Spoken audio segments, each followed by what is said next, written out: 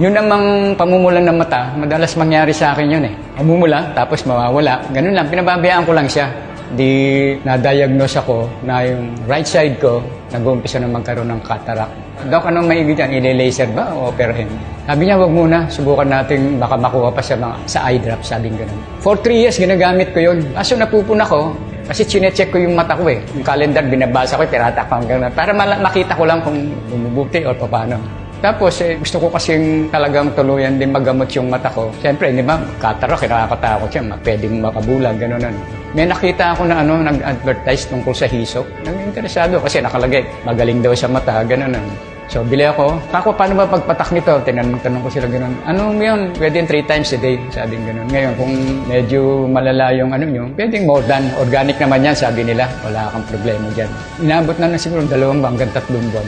Medyo maganda na. Okay na sa tingin ko. Ginawa ko, bumalik ako doon sa ophthalmologist ko. Pinatayo niya ako doon at pinabasa ng chart. Nabasa ko ng diretso. Sabi niya, wala namang problema, nag-improve. Pati ako nagulat din eh. Nag-subside na yung pamamaga ng ugat ng mata mo. Sa loob-loob ko, hindi naman nabanggit ni Doc yun dati. Ang sinabi lang niya, nag-uumpisa yung cataract. Kung meron pang nawala, laking pasalamat ko. So napatunayan ko na talaga, magaling pala talaga. Talaga palang nakakapagpagaling.